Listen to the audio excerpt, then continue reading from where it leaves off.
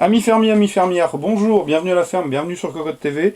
Aujourd'hui, je vous présente le clavier que de nombreux gamers attendent avec impatience depuis un certain temps, après moult retard de production, etc., etc. Le voici, le voilà, le K60 de Corsair de la gamme Vengeance. Donc, je sors la bête assez rapidement de son emballage, puisque ce n'est pas le plus intéressant. Ceci étant, vous aurez remarqué, tous les emballages vont porter le gros Vengeance en jaune sur la boîte, et toute la gamme est badgée Vengeance de toute façon.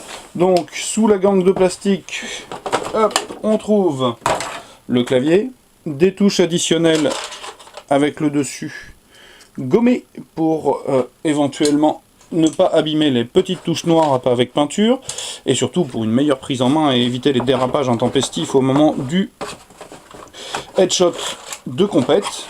Alors je vous voyez, il est bien emballé, ça risque rien au niveau du transport. Donc en termes de bundle, je pose tout en vrac, on trouve en carton un petit repose-poignet qui viendra se clipser ici, à l'intérieur duquel, alors, hop, par contre, pas de charnière, ça c'est un petit peu dommage, mais bon, c'est pas très grave, ne boudons pas notre plaisir.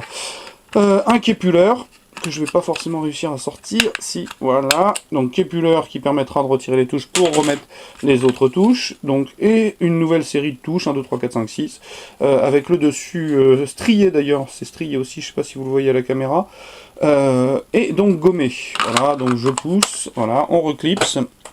Nous trouvons aussi, évidemment, un petit guide de démarrage rapide et la garantie, mais c'est pas ce qui nous intéresse le plus, puisque ce qui nous intéresse beaucoup, c'est ça. Et ça, franchement, c'est classe.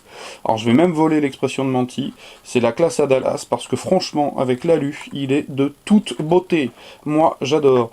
Alors, vous voyez, pas grand chose sur la tranche, sur les tranches non plus, ici, plastique. Ici, plastique aussi. En dessous, les petites pattes de surélévation. Voilà, 2.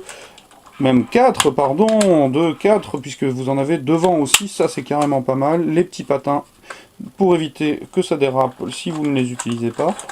Par contre, elles ne sont pas caoutchoutées. Mais c'est pas grave. Alors, sur le dessus, donc je disais, de l'alu avec le sigle Corsair. Et juste au-dessus, le câble tressé de gros diamètre qui part jusque 2 USB en bleu. Le bleu est pas forcément le plus joli que j'ai vu, mais bon. Et 2, pourquoi? Parce qu'il y en a un qui servira de rappel à celui-là. Alors, que dire d'autre? Que nous avons des petites touches multimédia avec une molette striée de toute beauté, la touche mute, pour désactiver la touche Windows, les touches multimédia, donc pause, non pardon, stop, lecture pause, morceau avant, morceau suivant, et donc les touches, donc lettrage assez classique, switch rouge, ce qui est quand même assez exceptionnel. Je vous cache pas qu'il y en a, enfin je vous cache pas, vous le savez maintenant, d'ailleurs je ne vous cache plus rien. Nous n'en avons que très peu en France, des switches rouges, donc Corsair a carrément été chercher les meilleurs switches pour jouer.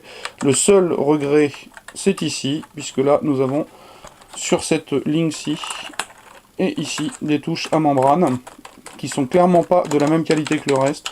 Ça n'a strictement rien à voir, mais au niveau du look, il est vraiment très très fort avec ces petites touches qui semblent survoler au-dessus de la plaque alu. C'est vraiment un clavier de toute beauté. Je vous le cache pas, allez, je vous mens pas parce que je l'ai déjà utilisé. J'étais tellement impatient que je l'ai sorti et j'ai déjà tapé avec. Pour taper, il est parfait. Pour jouer, il est parfait. Bref, il est quand même relativement pas mal.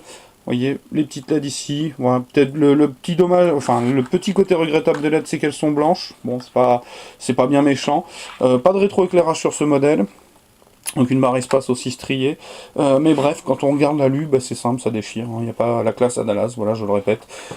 Donc un excellent clavier a priori. Dans le test, je vais être, enfin je l'ai déjà tapé, même le test, je vais pas vous le cacher, je l'ai tapé avec ce clavier. C'est excellentissime comme clavier, voilà, je n'ai rien d'autre à ajouter. Le seul vraiment gros défaut, c'est cette série de touches à membrane. C'est un peu dommage de la part de Corsair, parce que du coup ça gâche la qualité finale du produit. Ça aurait été parfait s'il n'y avait pas ces touches, parce que en attendant, pour le reste, il est vraiment excellent. Et en plus, il est joli, je le répète. Cela n'engage que moi, mais il est joli, et je le trouve vraiment sympa, avec la petite molette et tout.